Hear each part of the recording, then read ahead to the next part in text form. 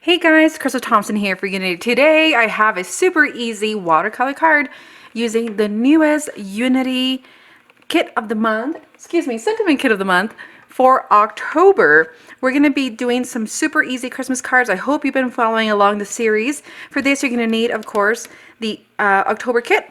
Then you're going to need a set of watercolors, preferably something that is super pigmented. Also, you're going to need some embellishments, and I'm using clear embellishments. Cardstock, and I have already stamped my sentiment. And then, of course, we're going to need foam adhesive and a water brush. So let's get started.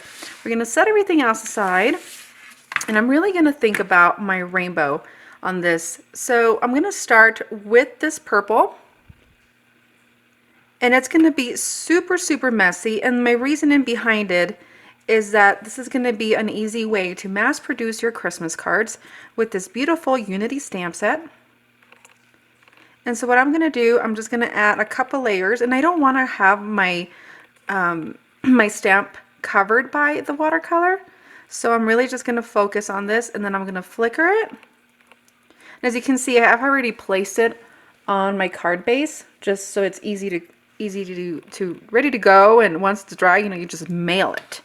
All right, so we're going to clean off our brush, and I'm using just a regular water brush that I got on Amazon, and I can certainly link everything below. We're going to move on to the next color. So let's think about rainbows. What is the color pattern of rainbows? So I'm going to end up with my yellow down here.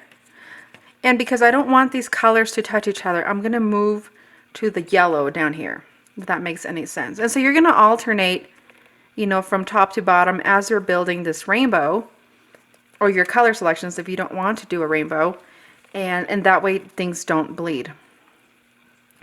So I'm going to clean off my brush, and like I said, something super pigmented such as this makes it really, really fun to work with. All right, so I'm going to move on to the blue.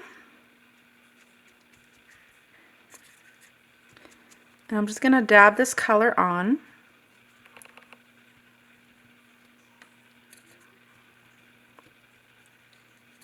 Okay. And the more water you use, the less of your brush stroke you will see.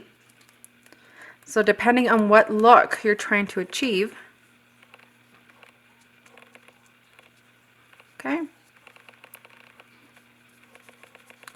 All right. All right, so then we are going to move on to our green, and we're going to grab this beautiful lime. And so this water palette, I actually ended up getting it at Hobby Lobby. Am I allowed to say that?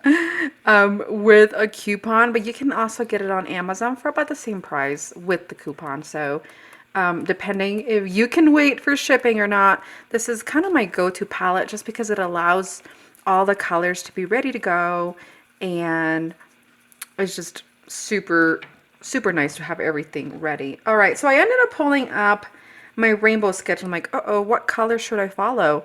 So I'm just going to move on to the pink. And then if I feel that it wasn't dark enough, you can always go back and add the red or the orange or whatever it is that you felt was missing from your rainbow-inspired Christmas card. Okay. And then honestly, it's going to be super difficult to not have our colors mix in this area, but what are you going to do, right? It's a handmade Christmas card. Okay, I'm going to grab this orange. As you can see, my pink was still wet, so it's starting to mix, but that's okay. I'm going to flicker. I feel the flickers just really give it that much more. So I'm going to come back and add more of that purple blue purple. All right, and then I'm going to just move on to this one. I know, I'm naughty, mixing my colors. All right. And then we're going to let this dry for a couple minutes. You can speed up the drying process with your heat gun. I'm not going to do that, but I'm going to come back in just a couple minutes once this is completely dry, and we're gonna start putting the card together. All right, guys, so it is nice and dry, and then like I had showed you earlier, we had this Mary, and I ended up just flickering some black onto this, and I thought it looked super cute. So now we're gonna put everything together. So again, this is a super easy card, and you wanna mass produce these. You could do all your stamping of the Christmas and the Mary, cut everything up, and then watercolor, and as you wait for different layers to dry, then you move on to the next panel. And again, it would make it super easy to make a ton of these Christmas cards. So we're going to add foam adhesive to the back. This is going to raise this panel up and just give it a little bit of dimension. And I really love how this turned out. It's just super, super happy. We're going to add the Mary. And so what we're going to do is we're going to flip this over. Let me remove that backing off my scissors. And we are going to cut any excess. All right. Here we go. And then last but not least, we are going to embellish. So I have these really fun, they're kind of like a drop.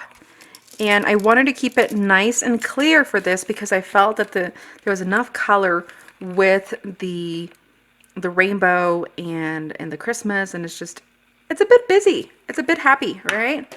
So I can't wait to see what you guys create. Be sure to tag us at Unity Stamp Company, and also tag us, you can tag me, Crystal Thompson Design, on Instagram when you create something. And I am trying to get my Marvy jewel picker. It's not gonna work. So we are doing this with our hands, and this is why I love doing these cards in a live, real-time setting, because you get to see real card making minus the editing, right? Okay, guys, I think that's it. Well, I hope you've enjoyed this quick tutorial. Thank you so much for joining me. This is Crystal Thompson for Unity Stamp Company, and we are using the October Sentiment Kit from Unity. Thank you so much. Have an amazing day.